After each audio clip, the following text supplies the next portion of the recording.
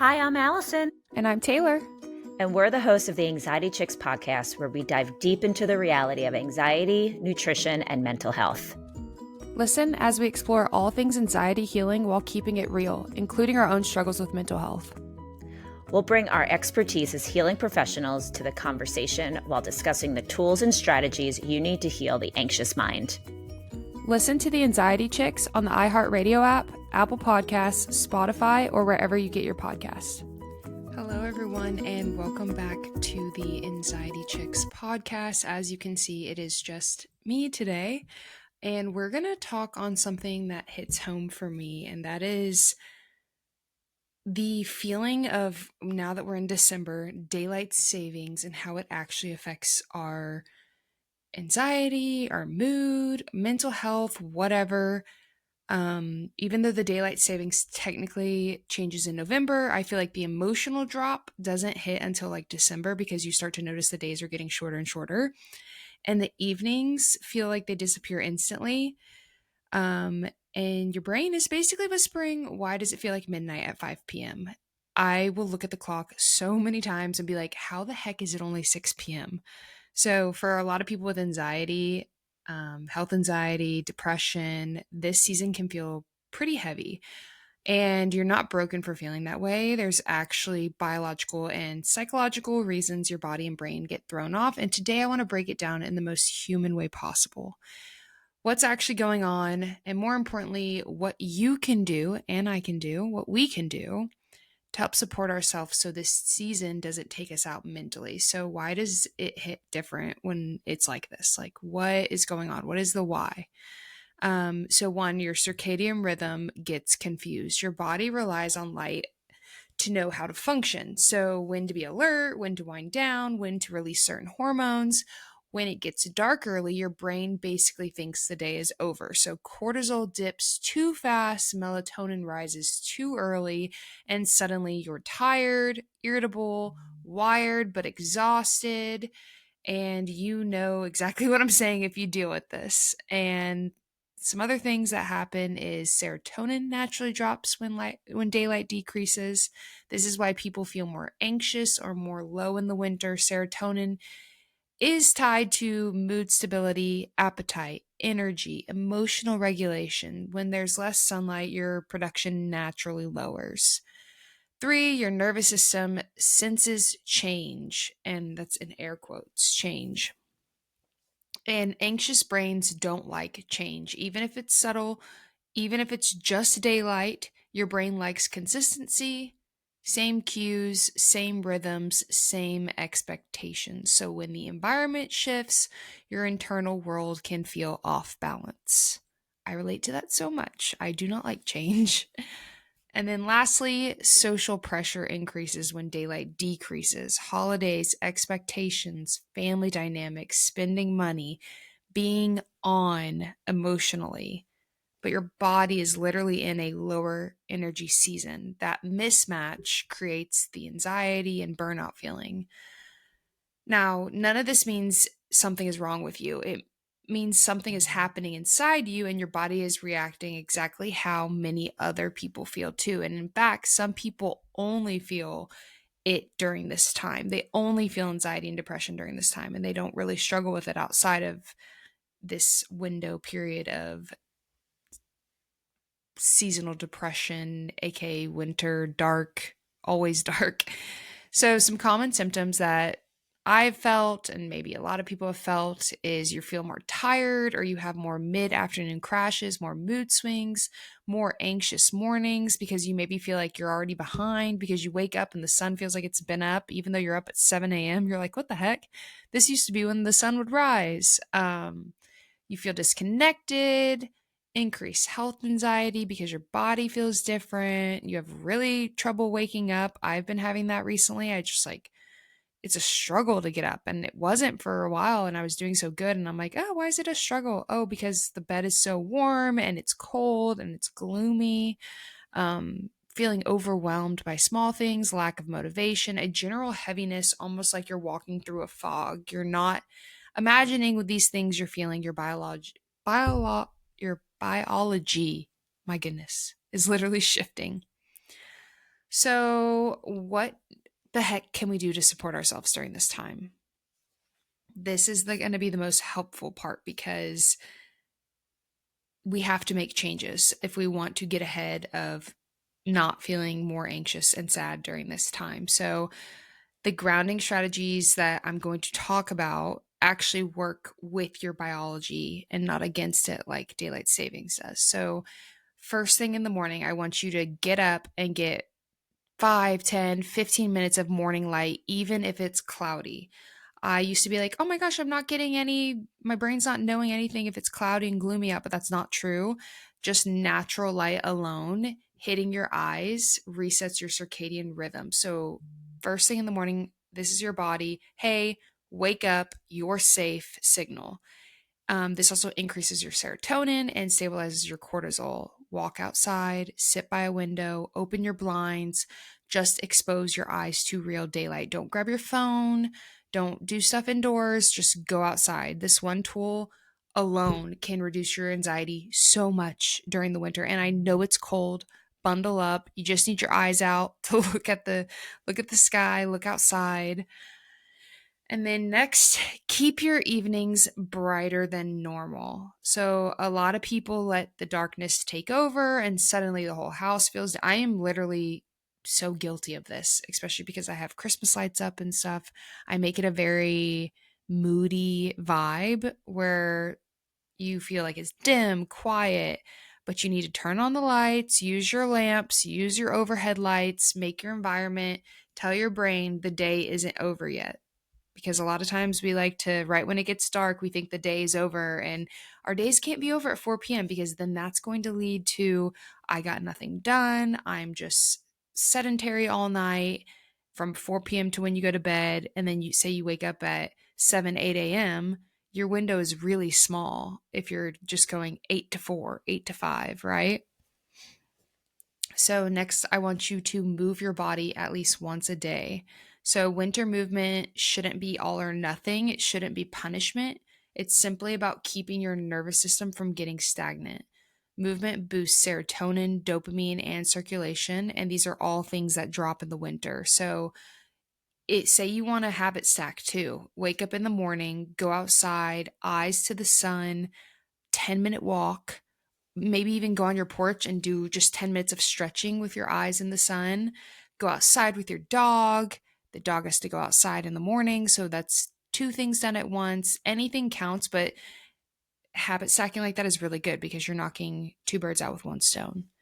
And then after you've done that, you want to eat consistently to stabilize your blood sugar. So when it gets dark early, people unintentionally eat less during the day and more at night. And this swings your blood sugar and worsens anxiety. So try to if you follow me on Instagram, you know I'm the biggest advocate of daylight, getting sun in your eyes in the morning, walking in the morning, time with God in the morning, or meditation, whatever you need, and then protein. Eating protein in your first meal is the best thing I've ever done for my blood sugar.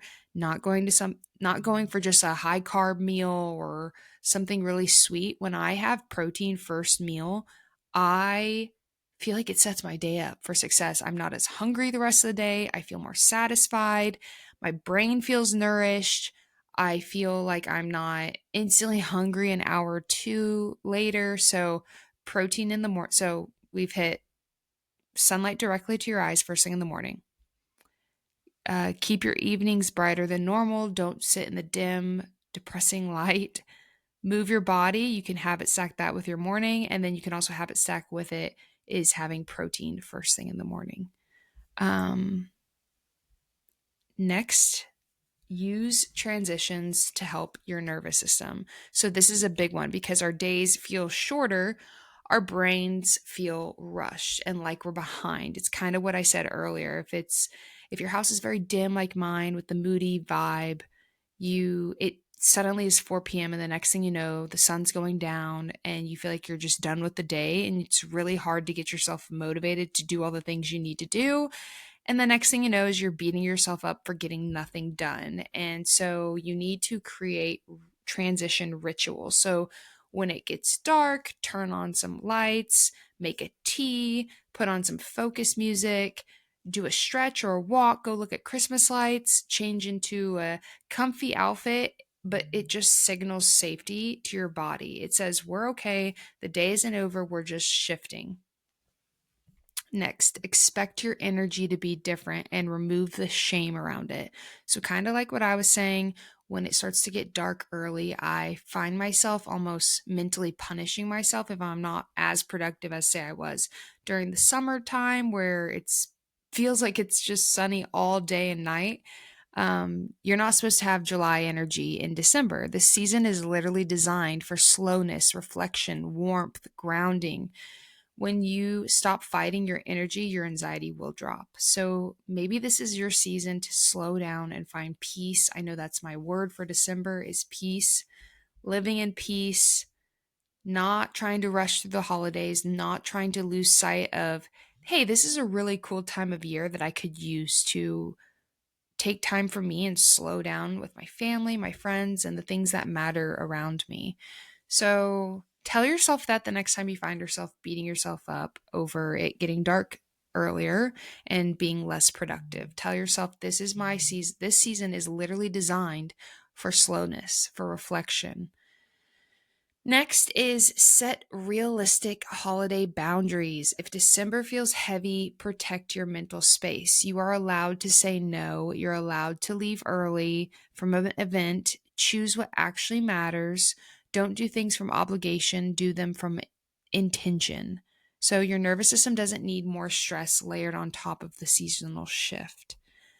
It's really hard during the holidays when you feel like you have to do all these things and say yes to all these things, or you're a bad person, or you're whatever. But that's not true. Like I said, this is a season of slowness, reflection, spending time with those who matter to you, and doing the things you want to do. So make time for yourself and your wants. But also increase your connection points. So darkness can feel isolating, loneliness can feel louder. If you find yourself saying no out of a space of depression, then maybe do say yes and go text a friend, FaceTime someone, join a group chat, engage with other people, schedule small little meetup points throughout your week. Connection protects your mental health in the winter months. We need connection. We are not meant to be isolated and alone. And I have 2 more that we need to work on. So, practice compassion based self talk. Your brain is more sensitive in the winter. This isn't the time to push yourself with the harsh inner dialogue. Try saying, my body is adjusting. I'm not doing anything wrong. This heaviness is temporary. I'm allowed to slow down. My nervous system is doing its best. Your nervous system listens to your tone. So, talk differently to yourself during this slow season. I'm allowed to feel slow. I'm allowed to feel safe. I'm allowed to feel peace. I'm allowed to enjoy this moment. It doesn't have to be fast. And then lastly, create a go-to dark evenings plan. So this removes decision fatigue and helps on hard days. So some examples can be a specific show you want to watch, a warm nighttime drink you like that's cozy, a book you're reading where you can snuggle up with your cozy blanket in the cold weather, maybe some slippers and comfy pajamas, a hobby you save for evenings, a nighttime walk around with Christmas lights in your neighborhood, and maybe like a little wellness nighttime routine. I know for me, I've been doing like a bath with the red light therapy and Epsom salt, and all those things help me at nighttime, because nighttime is or not even just nighttime, when it's dark outside, I just feel like it's easier to feel more anxious. It's easy to feel the anxiety creeping in more. So having things to fill those hours that you enjoy is so important. So if December is feeling heavier for you, you're not alone. This season creates real emotional and biological shifts, especially for people with anxiety, depression, or nervous system sensitivity. But none of this means you're broken. It means your body is responding to change, and you're allowed to support yourself through that without guilt. Remind yourself, light helps, routine helps, compassion helps, connection helps, movement helps, and permission to slow down helps more than anything. You're not behind, you're adjusting, you're not failing, you're adapting, and the season can still hold peace, stillness and meaning when you stop fighting your biology and start working with it. You're doing better than you think you are, and you're not doing this season alone. I am right there with you. I totally get it. And I too will be utilizing these 10 steps to reset when I'm feeling low as the day gets darker sooner. And it's funny because I'm filming this right now and it's only 6 and it's pitch black out. So, a reminder to me for tonight to do the things that make me feel good and make me have a better mindset for the rest of the night, and trying to go to bed early. I forgot that. Go to bed early, wake up earlier. I've changed my whole sleep schedule because to me it feels like, okay, we're doing less nighttime. I used to be a huge night owl, but now I'm like, okay, if I go to bed earlier, I'm spending less time in the dark and I'm waking up earlier and there's more daytime. So also add that in. I hope you guys liked this little mini episode on 10 quick ways to help yourself during this season, and we'll see you guys next week. Bye. Thanks so much for hanging out with us today.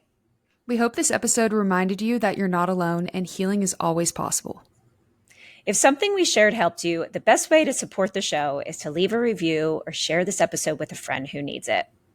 And make sure you're following us on Instagram at The Anxiety Chicks for more support between episodes. We're just two chicks on our own healing journeys, cheering you on every step of the way. Until next time. Take a deep breath. You've got this.